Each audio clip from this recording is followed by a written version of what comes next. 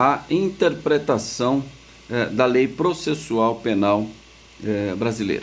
Então, nós já falamos na aula de ontem que a interpretação quanto ao sujeito, né, ela pode ser autêntica ou legislativa, ela pode ser doutrinária ou judicial, né, através da jurisprudência, doutrina através dos estudiosos do direito, né, e também pelo próprio legislador, que seria autêntico ou legislativo.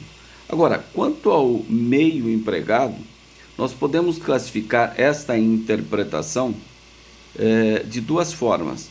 Ela pode ser lógica ou teleológica, né? Então, será analisado a vontade da lei e os fins, analisando a sua posição social dentro do ordenamento jurídico.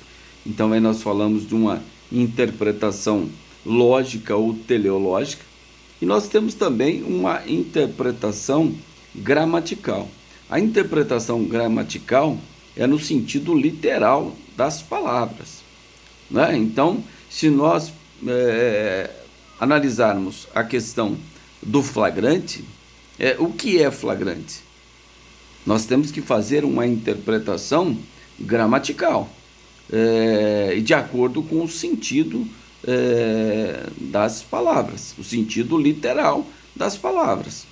Porque fora daquelas hipóteses, daquelas 4 hipóteses descritas no artigo 302 do Código de Processo Penal, nós não podemos falar em situação de flagrância.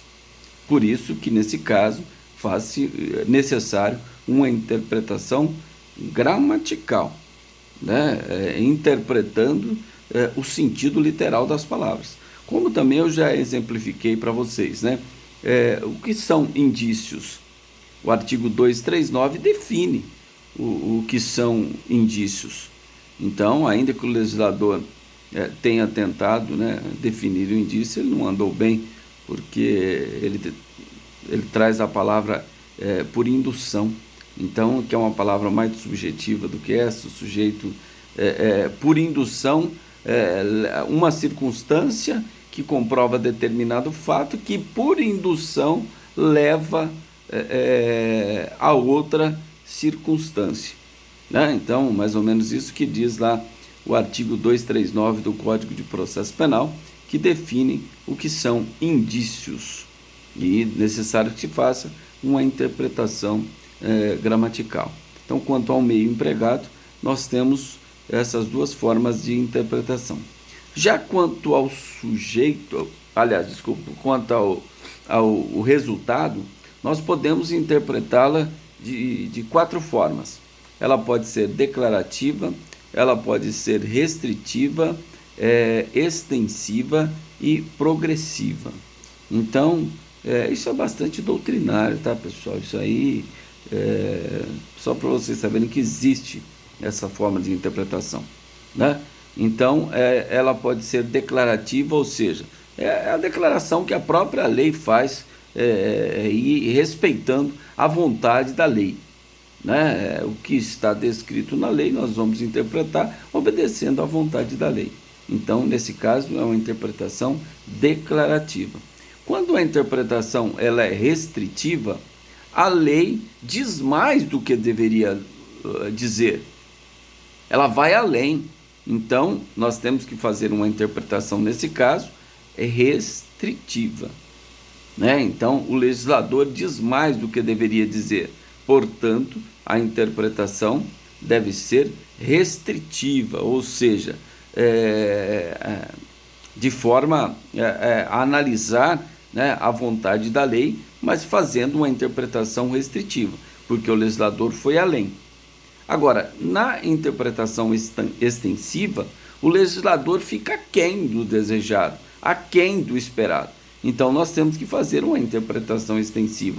E tudo isso que eu estou dizendo está no artigo 3º do Código de Processo Penal, que fala sobre essas formas de interpretação, né? E a interpretação progressista, ela vem ao longo do tempo adaptando as modificações políticas e sociais, né? Então, é necessário que você faça uma interpretação progressiva. analisando o contexto atual que nós estamos, a situação política, social, né? E aí nós fazemos essa interpretação, então, progressista. Então, quanto ao resultado, ela pode ser declarativa, restritiva, extensiva ou progressista, né? Outros doutrinadores podem fazer divisões diferentes também. E nós temos a interpretação, a própria analogia, né? Na lacuna da lei no processo penal, nós podemos aplicar aqui a analogia, ou seja, a lei não diz, fica uma lacuna na lei para nossa interpretação no processo penal, então nós podemos pegar um caso semelhante e dar a interpretação conforme aqui, uma interpretação analógica, né? Existe a interpretação analógica e a própria analogia, tá? Que é vedada no direito penal sob pena de caracterizar uma violação ao princípio da reserva legal, né? Nós não podemos ter tipos semelhantes àquele e tentar enquadrar no sujeito onde um comportamento sequer é típico, então não dá. O legislador faz a previsão já expressa, então não admite-se aí a analogia. Aqui sim admite a analogia, né? Admite os princípios gerais do direito, admite os costumes que são fontes mediatas, né, no processo penal. Os costumes, os princípios gerais do direito são fontes mediatas da lei processual penal. Agora, qual seria a fonte imediata do processo penal? A lei, é o Código de Processo Penal. Tá? É lógico que tem as leis especiais que tratam de conteúdo material e de conteúdo processual. Isso é necessário que fique bem claro na cabeça de vocês. O Código de Processo Penal é a regra geral, mas tem leis que trazem tanto a parte de direito material, a parte do direito de punir, como traz também a parte processual. Como que deve ser qual é o prazo para oferecer denúncia, quanto tempo deve demorar o inquérito, quantas testemunhas podem ser arroladas, tudo isso pode ser disciplinado por leis especiais. Agora, se a lei especial fala, olha, no que se refere ao processamento e procedimento, aplica-se o Código de Processo Penal. Então, a lei especial pode tratar só da parte de direito material, ou seja, o direito de punir, trazendo tipos penais e deixando para o Código de Processo Penal a questão do processo. Tá? Então, tudo isso pode acontecer. Tudo bem? Tranquilo? Alguém tem alguma pergunta até aí? Nós podemos continuar nosso tema e agora já adentrando no estudo de inquérito policial, mas antes disso, nós vamos fazer uma divisão da polícia. Eu vou explicar para vocês a atribuição ratione loci e ratione materiale também, que a atribuição em razão do local, em razão da matéria, que é importante vocês saberem essa divisão, tá certo? Podemos continuar? Vamos lá? Então tá bom. Já a gente chega no inquérito policial, a aula fica melhor, tá? Ficamos aí nessa parte muito teórica, né? Mas daqui a pouco vocês vão conseguir ter uma visão mais prática do processo penal, iniciando pelo inquérito, certo? Então vamos lá, divisão da polícia. Nós temos 3 tipos de polícia. Nós temos a polícia administrativa, nós temos a polícia de segurança e nós temos a polícia judiciária. Então, a polícia administrativa, por exemplo, alguns autores citam a polícia rodoviária, que a polícia rodoviária é uma espécie de polícia administrativa, porque ela exerce suas atividades para que ocorra o bom êxito no tráfego das vias rodoviárias. Então, para o bom desempenho da atividade pública, né, que é prestar esse serviço à população de segurança nas rodovias, né? Então, ela exerce uma função administrativa, então é chamada de polícia administrativa, né? Mas também nós temos a polícia administrativa, por exemplo, nos aeroportos. Nós temos lá a parte de vigilância sanitária, órgãos que integram a vigilância sanitária, que tem também esse poder de polícia no âmbito administrativo, que exerce essas funções de polícia administrativa. A própria polícia aduaneira também é considerada uma polícia administrativa. Porque, diferentemente da polícia de segurança, a polícia de segurança é a polícia militar. A polícia militar, ela é de segurança, porque ela exerce duas formas de atividade. Ela exerce a atividade de segurança, ou seja, a parte ostensiva, ela combate o crime, a função dela de combater o crime, agir ostensivamente nas ruas, combatendo o crime, e tem também o serviço reservado da polícia militar. Então tem todo um serviço reservado que atua totalmente à paisana, ou seja, sem o fardamento, que faz relatórios de investigação para que a polícia militar possa agir de forma mais efetiva no local onde o índice de criminalidade está maior ou em determinados tipos de crime. Por isso, então, existe esse serviço de polícia reservada da polícia militar. Tá bom? E por último, nós temos a polícia judiciária. Qual que é a polícia judiciária? É a polícia federal e a polícia estadual, polícia civil federal e a polícia civil estadual. Então, a polícia federal, ela atua sempre quando houver o interesse da União, porque aí é de acordo com a competência, né? Então, se aquele crime é de competência da Justiça Federal, por exemplo, o crime de descaminho, o crime de contrabando, o crime praticado contra a Caixa Econômica Federal, contra a Petrobras, que também competência da Justiça Federal. Consequentemente, quem investiga esse tipo de crime é a Polícia Federal. Então, tudo que a União tiver interesse e tiver algum crime praticado contra esses bens de interesse da União, a competência será da Justiça Federal e quem vai fazer as investigações será a Polícia Federal. Então, tanto a Polícia Federal como a Polícia Civil Estadual, a finalidade dela, dentre outras funções, mas a finalidade principal é descobrir a existência do crime e quem foram os autores do crime. Essa é a função principal da Polícia Judiciária. Então, ela vai agir de forma a investigar a existência do crime e quem foram os autores do crime. Então, ela vai fornecer elementos para o titular da ação penal, ou seja, para o Ministério Público, por exemplo, na ação penal pública, para ele ter elementos para exercer a ação penal pública, oferecendo a denúncia, ou até mesmo em se tratando do particular, no caso de uma queixa-crime, é a função da autoridade policial também. Dentre outras, cumprir mandatos de prisão oriundos aí do Poder Judiciário, dentre outras funções também, lógico, função anômala, função de segurança, vários policiais são designados no âmbito federal para fazer seguranças de autoridades no âmbito federal. Em tudo isso aí são funções, mas são funções anômalas. A função principal da Polícia Federal e Estadual é isso, é investigar a existência do crime e quem foram os autores do crime. Tá? Agora, da Polícia Estadual, ela é residual. O que é isso, residual? Tudo que não tiver interesse da União é de competência da Justiça Estadual e competência da Polícia Estadual, Civil Estadual. Então, praticamente 90% corre tudo no Estado.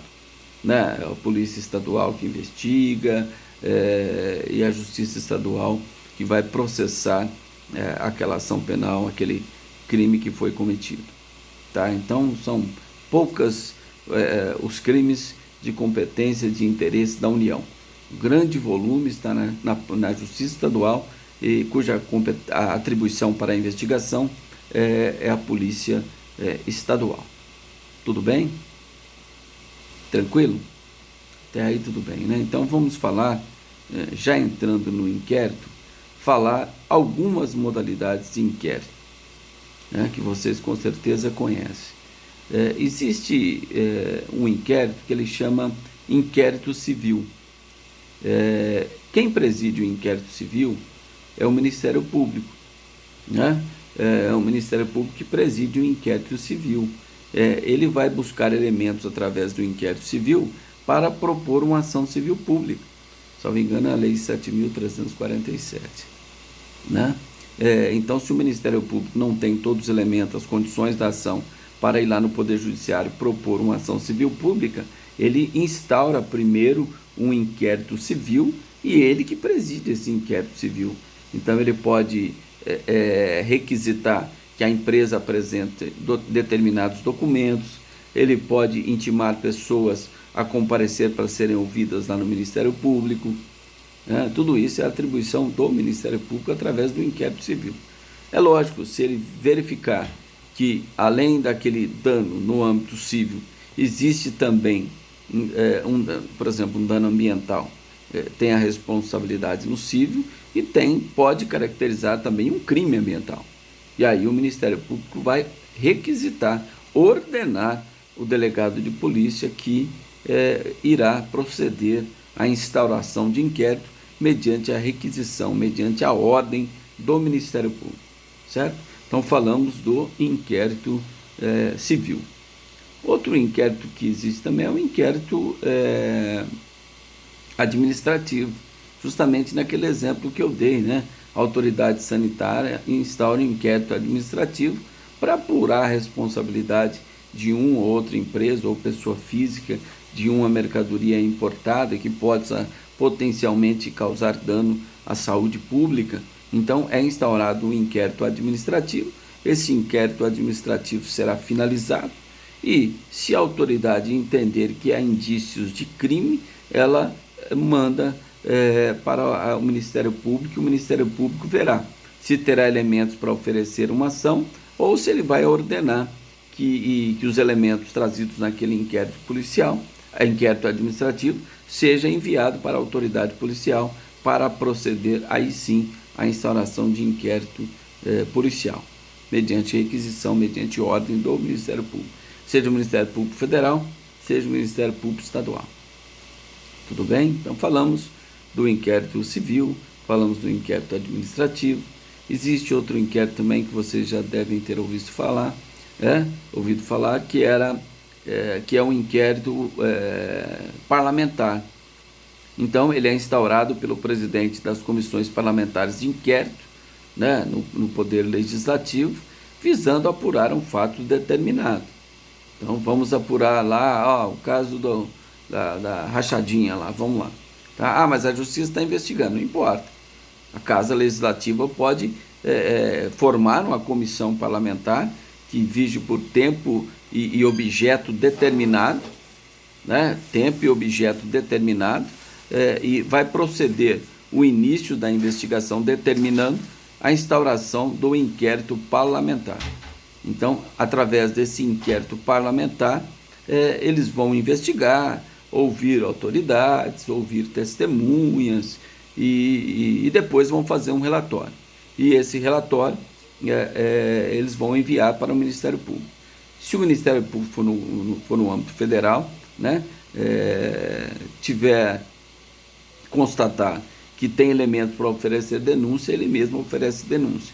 Caso contrário, se precisar mais investigação, aí quebra de sigilo, quebra de dados, porque a autoridade da Comissão Parlamentar de Inquérito, o presidente, elas têm poderes próprios da autoridade judiciária, mas não podem determinar a quebra do sigilo fiscal, quebra do sigilo bancário, em geral, quebra do sigilo telefônico, de dados. Isso não é da competência da Comissão Parlamentar de Inquérito, somente através de autorização de ordem judicial. Mas tem poderes próprios de autoridades judiciais, conforme estabelece a Constituição Federal. Então, feito o inquérito parlamentar, esse inquérito é finalizado, cujo relatório é enviado então para o Ministério Público, que poderá oferecer denúncia, requerer o arquivamento daquelas peças de informações contidas no inquérito parlamentar ou requisitar a instauração de inquérito policial para a apuração da autoria e da materialidade delitiva em relação àquilo que foi apresentado pelo inquérito parlamentar, elaborado pelo presidente da Comissão Parlamentar de Inquérito. Tudo bem? Então esse é conhecido, né? A mídia direta fala sobre isso. E nós temos também o inquérito policial militar, o IPM. Então, está previsto lá no Código de Processo Militar, o sujeito militar, a polícia militar, que comete um crime propriamente militar, por exemplo, um crime de insubordinação, é instaurado um inquérito policial militar. Esse inquérito policial militar, ele é presidido por um oficial, né, por um oficial da polícia militar, pode ser um tenente, um capitão, e ele é auxiliado pelo escrivão, que ali ele vai nomear um cabo, um sargento, para fazer às vezes de escrivão. E aí tomam todos os depoimentos necessários, encerram o inquérito policial militar e vai ser mandado para uma auditoria militar, que vai abrir vista para o Ministério Público, que atua lá no âmbito militar, que poderá oferecer a denúncia perante a auditoria militar ou poderá requerer o arquivamento ou até mesmo novas investigações, novas diligências. Tá? Então existe um inquérito policial militar, IPM, inquérito policial militar, certo?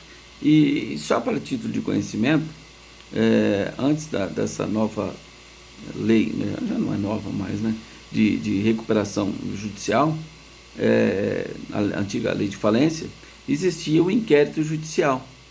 Olha que estranho, o inquérito judicial, ele era presidido pelo próprio juiz, que ia julgar a causa. Então, o sujeito cometeu um crime falimentar, é lógico, depois da decretação da falência, né? Então era necessário a sentença declaratória de falência, somente assim o sujeito poderia cometer um crime falimentar, e aí instaurava um inquérito judicial, e quem presidia o inquérito judicial era o juiz. Abria-se até o contraditório nesse inquérito judicial. Então, absurdamente, hoje quem comete um crime falimentar em relação ao processo de falência, ou até mesmo recuperação, será requisitado pelo juiz ou pelo Ministério Público a instauração de inquérito policial, lá na Polícia Civil. Tá? Porque a Constituição diz que a quem compete a investigação da autoria e materialidade de crimes, lá no artigo 144, é a autoridade policial. O Ministério Público compete promover privativamente, dentre outras funções, promover privativamente a ação penal pública. Está lá no artigo 129, inciso 1 da Constituição Federal. Tá? E a autoridade policial, essa sim, tem legitimidade lá no artigo 144, salvo engano, da Constituição Federal. Tá certo? Tudo bem? Deu para ter uma noção? Só falta agora o inquérito policial, né? Para a gente estudar. Então, antes de adentrar nesse estudo de inquérito policial, nós vamos falar sobre essa atribuição ratione loci e ratione materiale. Então, em razão da matéria e em razão do local onde se consumou o crime. Tá? Mas só para a gente fazer uma antecipação para que o entendimento seja melhor, o inquérito policial, a sua finalidade é justamente investigar a existência do crime e quem foi ou quem foram os autores do crime. Esta é a finalidade do inquérito policial. É para isso que serve o inquérito policial, para descobrir a autoria dos crimes ou participação e a materialidade delitiva. Então, o inquérito policial, ele serve para isso. Essa é a sua finalidade. Tudo bem? Então, vamos lá. Vamos fazer uma divisão da polícia em relação para a instauração de inquérito, para fazer uma investigação. Primeiro, nós vamos saber dessa questão da divisão. Então, eu acredito que a maioria dos alunos moram em Ribeirão Preto. Então eu vou exemplificar a cidade de Ribeirão Preto. Mas quem mora numa cidade que só tem uma delegacia, essa delegacia vai fazer de tudo. Tá? Mas aqui em Ribeirão Preto nós temos assim. Nós temos uma divisão da circunscrição, porque o juiz exerce a jurisdição no limite da competência. A competência aqui é um freio, né? Que possibilita o juiz exercer corretamente a jurisdição. Então, o delegado não tem competência. O delegado ele tem atribuições, que é exercida no limite da sua circunscrição. Então, por exemplo, se o delegado é de Cravinhos, ele não pode investigar um crime que ocorreu aqui em Ribeirão Preto, porque a circunscrição dele é o limite de município de Cravinhos. Então, tudo que ocorreu no município de Cravinhos, da delimitação territorial, o crime se consumou em Cravinhos, tem uma delegacia só, é aquele delegado que se terá atribuição para apurar aquele crime, ou seja, se o crime existiu e quem foi o autor do crime. Mas em Ribeirão Preto, por exemplo, uma cidade maior, nós temos aqui uma divisão. Então, a gente pega aqui a Francisco Junqueira. Se você, sentido centro ali da Amador Bueno, Saldanha Marinho, ali tudo compete à investigação ao primeiro distrito policial. Então ele é dividido por avenidas, para as avenidas principais. Então se você pega da Independência e a Francisco Junqueira, subindo ali para o Jardim São Luís, Jardim Irajá, a atribuição é do 4º distrito policial.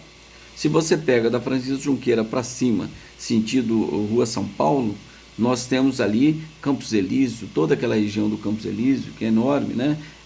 A atribuição é do delegado do 2º distrito policial. Já a Zona Norte, que pega Quintino, Simeone, Marinsec, toda aquela região, é de atribuição do delegado do 5º distrito policial.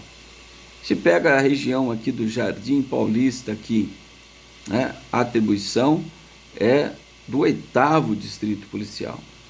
Jardim Paulista, ali de maneira geral, o 8º distrito policial, Jardim Palmares, né? E nós temos também Vila Virgínia, lá o 6º distrito policial, Vila Tibério, ali, bairro antigo, né? Delimitado ali a sua divisão ali com a Jerônimo Gonçalves, aquele pedaço ali, tudo é de atribuição do 3º distrito policial. Então vocês verificaram que, de acordo do local onde se consuma o crime, cada delegado terá atribuição para investigar sobre aquele crime que se consumou naquela sua área de circunscrição. Então, Ribeirão Preto, por ser uma cidade grande, ela é dividida em vários distritos policiais. Cravinhos, por exemplo, não, é um distrito só porque o município é pequeno, a cidade é pequena. Tá certo? Agora, nós temos que entender o seguinte, agora, digo agora sim, né, há pouco tempo, todos os crimes que ocorrem em situação de flagrância não vai para esses distritos policiais onde que ocorreram a consumação dos crimes. Então, se o crime ocorreu no centro, existe uma central de flagrantes de polícia judiciária, se chama Central de Polícia Judiciária, onde todos os flagrantes serão elaborados lá. Então lá vai ter delegado 24 horas, investigador 24 horas, escrivão 24 horas, um agente lá cuidando do cárcere lá, provisório 24 horas. Então, nós temos essa central de flagrantes. Então, qualquer lugar do município de Ribeirão Preto que ocorrer um crime em situação de flagrante, o sujeito foi preso em flagrante delito, será levado para a central de flagrantes, Central de Polícia Judiciária, tá? Aí prestem atenção. Tudo bem, aí leva para a Central de Polícia Judiciária, lavra-se o flagrante, o delegado vai mandar uma cópia do flagrante para o juiz, e o juiz irá na audiência de custódia analisar se mantém ou não a prisão, certo? Nós vamos estudar sobre isso. E uma dessas cópias ele vai mandar para o delegado da área onde ocorreu o flagrante. Então, o flagrante ocorreu no Campos Elíseos. Agora, que hora que é agora? 19h45, ocorreu um flagrante lá agora. O sujeito foi preso em flagrante. Ele vai ser levado lá para a central de flagrante. Vai ser lavrado o flagrante. Amanhã o delegado vai comunicar ao juiz, a audiência de custódia. E amanhã mesmo vai uma cópia do flagrante lá para a região do segundo distrito policial, que o delegado, mediante o recebimento dessa cópia do flagrante, ele vai instaurar inquérito policial.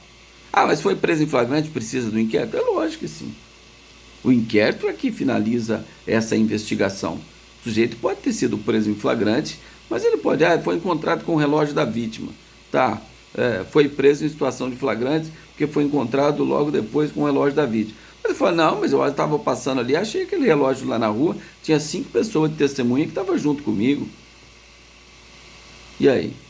Então precisa de uma investigação. O flagrante por si só, essa situação autoriza o flagrante, mas o sujeito depois ele pode ter toda essa prova em seu favor e não ser sequer indiciado. Por isso que precisa do inquérito. Então, nesse exemplo que eu dei, o flagrante agora lá no Campos Elíseos, o sujeito é levado para a central de flagrante, lavra-se o flagrante, manda uma cópia amanhã para o juiz na audiência de custódia, manda uma cópia para o delegado da área. Qual que é o delegado da área? O delegado do segundo distrito policial. Porque o crime se consumou na região do segundo distrito policial. Tá? Então, nós não tínhamos essa central de flagrante. Quando não tinha expediente, que era depois das 6 horas, sábado, domingo e feriado, a cidade de Ribeirão Preto era dividida em 2 distritos policiais que permaneciam de plantão. Então, nós tínhamos da Francisco Junqueira, ali para cima, sentido centro, todinho, né, fazendo a divisão, pegando Jerônimo Gonçalves para cima, tudo sentido ali, Sumaré, Alta Boa Vista, tal, era tudo de atribuição do primeiro plantão policial que ficava a noite inteira, os flagrantes iam para lá. Ah, mas e o que ocorreu lá no Campos Elíseos, o crime que ocorreu lá no Quintino? Ia tudo para o segundo distrito policial, que ficava de plantão 24 horas. Então, nós tínhamos 2 distritos de plantões durante 24 horas, ao sábado, domingo, feriados, depois das 6. Então, hoje não tem mais. Hoje tem a central de flagrante. Tudo vai acontecer lá nessa central de flagrante. Tá certo? Tudo bem? Então, vamos lá, vamos continuar. Então, nós falamos dessa atribuição em razão do local onde se consumou o crime. Vocês entenderam? E esta é uma regra que nós vamos estudar lá na regra de competência também. A primeira regra do processo penal de competência diz o quê? A competência será fixada do local onde ocorreu a consumação do crime. Artigo 70 do Código de Processo Penal. Então, é do local onde se consumou o crime. Depois nós temos várias regras subsequentes. Mas essa é a regra número 1 no processo penal. Então, para fixar a atribuição do delegado de polícia, também é essa regra do local onde se consumou o crime. Tá? Lembrando que o delegado não tem competência, ele tem atribuição. Competência própria do Poder Judiciário. Certo? Vamos lá? Então, agora vamos falar dessa atribuição em razão da matéria, que nós falamos em razão do local, onde consumou o crime. Agora, em razão da matéria, por exemplo, Ribeirão Preto, nós temos aí umas delegacias de polícia, por exemplo, temos a DDM, Delegacia de Defesa da Mulher, uma delegacia especializada. Ela trabalha em razão da matéria. Qual que é a matéria? Violência doméstica. Tudo que acontecer de violência doméstica vai para lá. Vamos imaginar, sujeito matou a esposa, hoje, foi preso em flagrante. Amanhã comunica a audiência de custódia, uma cópia do flagrante lá para a audiência de custódia, e uma cópia será enviada para onde? Para a DDM, que a DDM vai investigar e finalizar o inquérito policial e mandar para o juiz competente. Porque aquele juiz que fez a audiência de custódia, ele não fixa a competência. Depois o delegado vai investigar e vai distribuir para a primeira ou segunda vara do júri, que são as 2 varas que nós temos em Ribeirão Preto. Certo? Então é competência em razão da matéria. Por exemplo, nós temos a DISE. O que é a DISE? Delegacia de Investigação sobre Entorpecentes. Então, a polícia prendeu hoje sujeito lá com 50 quilos de maconha, preso em flagrante. Tudo bem, amanhã audiência de custódia, uma cópia do flagrante lá para o juiz amanhã, e amanhã vai uma cópia para onde? Para a DISE. A DISE que vai investigar esses crimes relacionados ao entorpecente. A delegacia do idoso e da criança também, do adolescente, né? Então, todas as agressões que tiverem contra idoso, contra criança, nós temos uma delegacia especializada, em razão da matéria. Então, o próprio Estado, ele pode criar, né, através da Secretaria de Segurança Pública, que é subordinada diretamente ao governador, ela pode criar outras delegacias especializadas. Por exemplo, poderíamos ter uma delegacia aqui que só iria investigar crimes contra a administração pública. Então, aquela delegacia está especializada em razão da matéria. Qual matéria? Crimes contra a administração pública. Nós não temos aqui varas, aí falando de competência, nós não temos em Ribeirão vara da Fazenda Pública, vara de violência doméstica, vara de família, né? Nós temos juiz singular, vara do júri. Tudo isso é em razão da matéria. Nós não temos juiz do juizado especial. Então, crime de menor potencial ofensivo é a competência em razão da matéria. Aqui nós estamos falando de atribuição em razão da matéria. Por exemplo, crimes cometidos via internet. Poderíamos ter uma delegacia especializada que só iria investigar crimes cometidos via internet. Seria uma atribuição em razão da matéria. Qual matéria? Crimes cometidos pela internet. Crimes contra o consumidor. Nós poderíamos ter uma delegacia que só iria investigar crimes contra o consumidor. Então, seria atribuição em razão da matéria. Um delegado que estaria frente à delegacia, que seria especializada. Somente iria analisar e julgar, analisar e investigar crimes contra o consumidor. Certo? E nós temos também a Delegacia de Investigações Gerais, que essa é uma delegacia que ela pode se subdividir, né? Por exemplo, o crime contra o patrimônio, o GARRA, DHPP, o crime contra a vida. Mas por quê? Eles investigam? Investigam quando não tem autoria. Então, os crimes de repercussão, que não tem autoria definida, vai tudo para a DIG, que é a Delegacia de Investigação Geral. Toda vez que, por exemplo, um crime de homicídio ocorreu, não tem autoria definida, não sabe quem matou. Então, quem vai investigar? Delegacia de Investigação Geral. Crime contra o patrimônio, latrocínio, não se tem autoria. Quem vai investigar? Delegacia de Investigações Gerais. Tá? Então, essa é uma delegacia para investigar aqueles crimes de repercussão onde a autoria é desconhecida. Tá? Então, é a DISE que irá investigar, a DIG, Delegacia de Investigação Geral, que irá investigar esses crimes cuja autoria ela é desconhecida. Certo? Tudo bem, pessoal? Tem alguma pergunta até aí? Quem tiver alguma pergunta poderá fazê-lo. Tem alguma pergunta aí do que nós estamos falando? Estão entendendo? Como não tem pergunta, eu tenho uma presunção lógica que vocês estão entendendo a matéria. Pois não. Boa noite.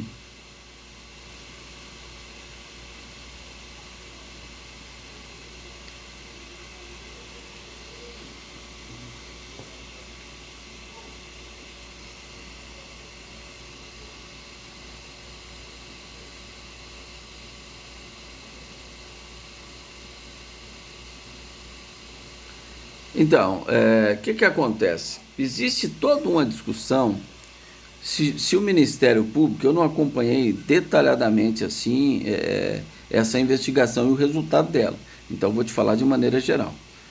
O que acontece? Existe toda uma discussão se o Ministério, a PEC 37, que não passou, mas essa PEC 37, proposta de emenda constitucional 37, ela daria autonomia para o Ministério Público investigar diretamente. Tá? Então, hoje, nós temos posicionamentos favoráveis. Parte do Supremo entende que o Ministério Público tem legitimidade para investigar crimes diretamente, sem a necessidade de inquérito policial, e tem quem é contra.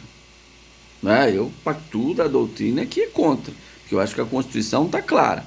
Compete privativamente a investigação à autoridade policial. Essa está no artigo 144. Quem investiga é a polícia, não é o Ministério Público.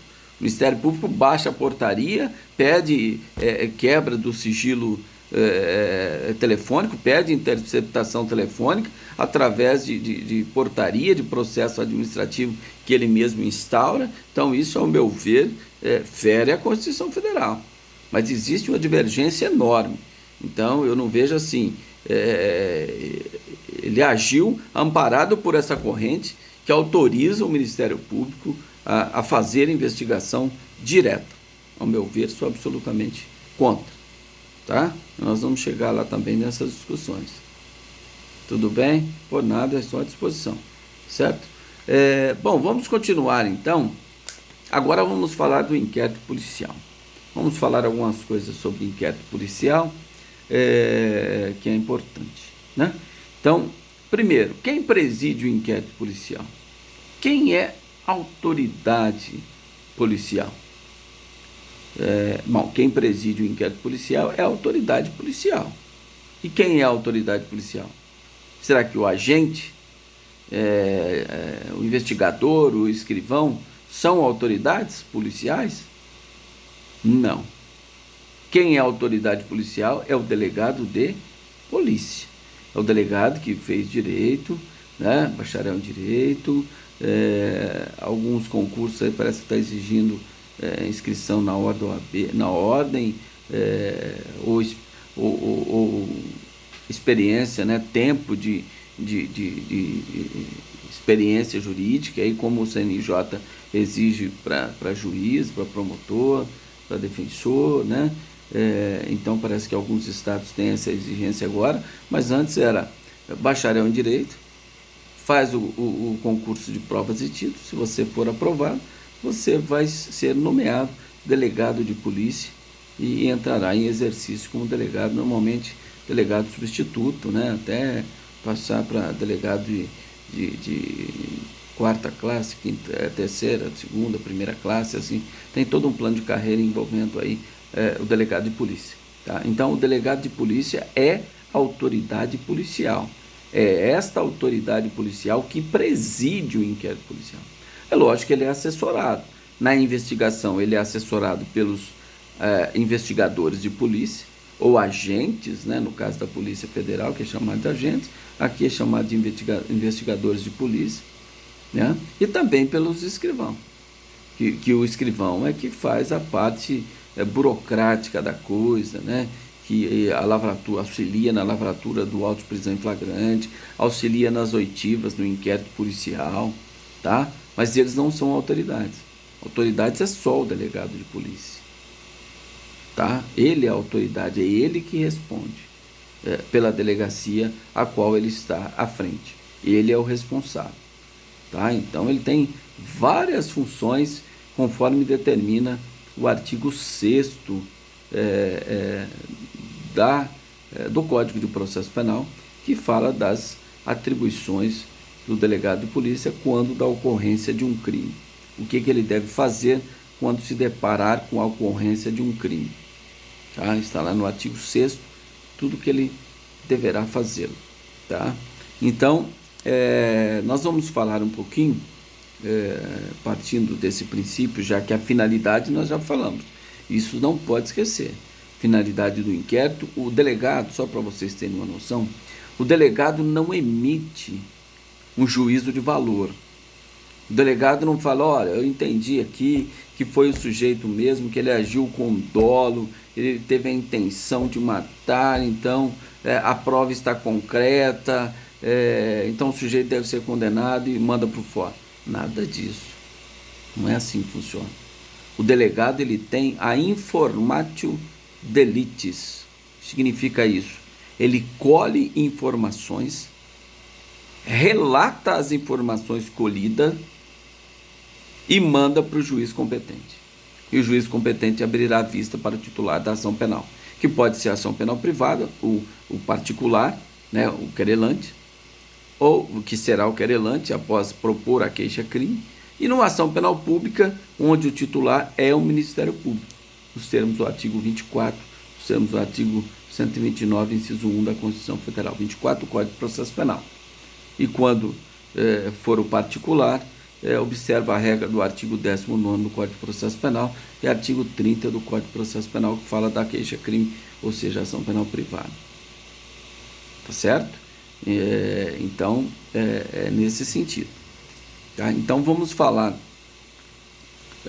mais um pouco de inquérito policial e falar das características, porque a finalidade nós já deixamos isso claro, é investigar se o crime existiu e quem foram os autores do crime. Então ele não faz juízo de valor. Quem faz juízo de valor é o Ministério Público. O Ministério Público tem a opinio delitis. É ele que é o formador de opinião. Ele pode fazer várias coisas. Ele pode requerer o arquivamento, requerer a não persecução penal nos crimes que a lei admite, artigo 28. Ele pode requerer a devolução dos autos à polícia para nova diligência, ou oferecer a denúncia, e aí ele tem a obrigação, quando estiver presente indício de autoria e materialidade, ele dá início oferecendo a denúncia, que o juiz, se recebê-la, e deverá dar início a um processo, um crime de ação penal pública, seja incondicionada, seja condicionada à representação ou condicionada à requisição do ministro da Justiça. Certo? Tudo bem sobre finalidade do inquérito? Então tá, vamos lá. Bom, vamos falar algumas características do inquérito policial. Via de regra, o inquérito policial, via de regra, aí eu vou falar um, agora eu vou falar outro. Primeiro, ele deve ser sempre escrito, né? Eu acredito que nessa pandemia muita coisa nova vai se efetivar, né? E eu acho que uma das questões que um inquérito policial, daqui a um curto período de prazo, ele deverá ser todo gravado. A maioria dos locais da delegacia já estão digitalizando e certamente nós vamos ter oitivas na delegacia de polícia tudo gravado. Por exemplo, um flagrante não vai ter aquela coisa de ficar digitando tudo que o cara está falando ali, não, grava-se, né? Grava-se, tem ali, é até melhor ao meu ver, porque tem toda a imagem, né? A reação da pessoa que está sendo ouvido, então essa impressão é muito importante na hora que chega em segundo grau, ali em primeiro grau, para ser analisado. O interrogatório dele que foi feito, o sujeito estava com um tom sarcástico lá no momento do seu interrogatório, né? E o juiz vai ver o interrogatório judicial, né? Isso tudo forma convicção. Então, eu acredito que isso, ao meu ver, seria até melhor. Tá? E eu acho que em um curto período de prazo nós vamos chegar lá. Mas, por hora, ele é sempre por escrito. Essa é uma característica do inquérito policial, uma formalidade. Porque nós estamos aqui num conjunto de práticas de atos administrativos. O inquérito policial nada mais é do que atos administrativos, cuja algumas nulidades na prática desses atos administrativos, que é o inquérito policial, ele não contamina a ação penal. Tem uma nulidade aqui? Tem, tudo bem, mas se o promotor demonstrar que tem indício de autoria e materialidade e o dolo, nos crimes que a lei exige o dolo, acabou, o juiz vai receber a denúncia. Independente se teve nulidade lá no inquérito, o juiz vai receber. São atos administrativos. Certo? Então vamos lá, ele é sigiloso, também tem o caráter de ser sigiloso, porque toda vez que a ordem pública o exigir, ou no que se refere à intimidade das partes, assim o exigir, poderá ser decretada de forma fundamentada o sigilo do inquérito policial. Tá? Devidamente fundamentado. Vocês veem sempre na televisão, o delegado fala, não posso dar informação porque o inquérito está sob sigilo. Quem decretou? A autoridade judiciária. O sigilo é lógico que não contempla o advogado, né? Então o advogado não é contemplado por esse sigilo, né? Se ele está atuando, foi constituído pelo investigado para atuar em seu favor, velando pelo cumprimento das leis e as pretensões do constituinte, o sigilo não encampará o advogado, tá bom? Ele fica fora desse sigilo. Existe, então, uma outra característica que é a oficialidade, que nós até comentamos sobre isso.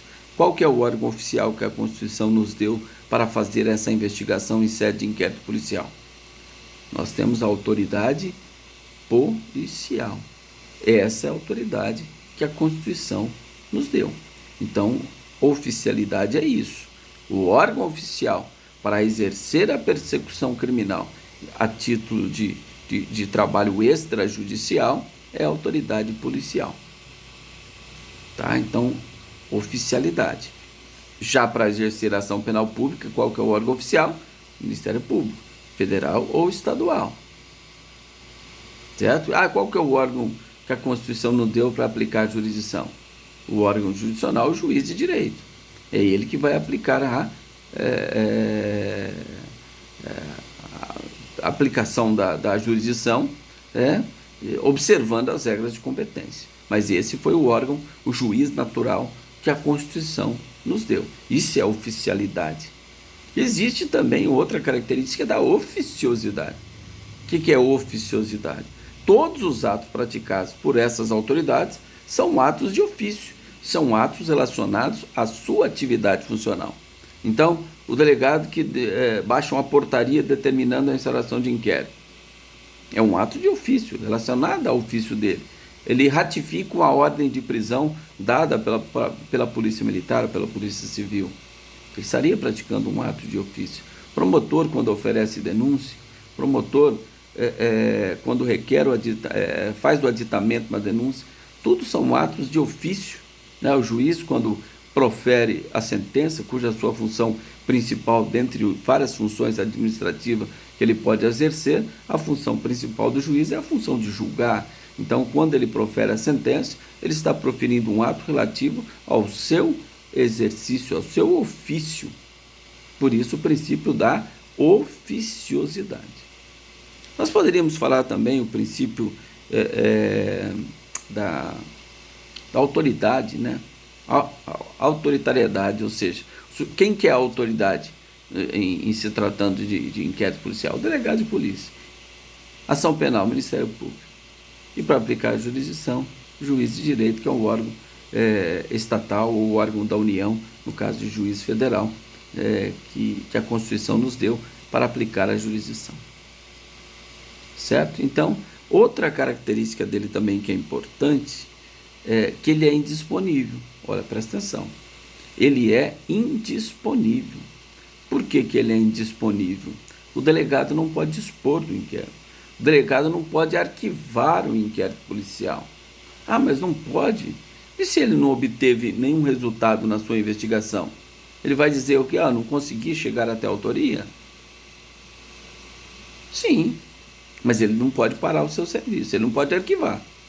Ele tem que mandar o inquérito para o juiz competente. Olha, era o que tinha relatório. Foram ouvidas as testemunhas, disseram isso. Foi ouvido o suspeito, o investigado, averiguado, ele disse isso. É o que tinha a relatar.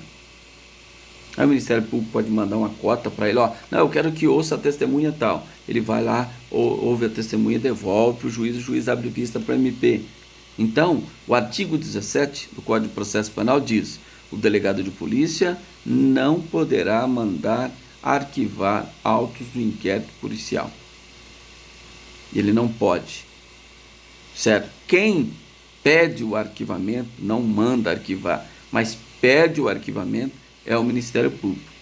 E agora, com o novo artigo 28, quando ele pede o arquivamento, existe todo um colégio, turma de revisão do Ministério Público, que, muito complexa essa mudança no projeto anticrime, que fez com que o ministro Luiz Fux suspendesse a vigência desse dispositivo que fala quando o Ministério Público requer o arquivamento, tem as câmaras de revisão.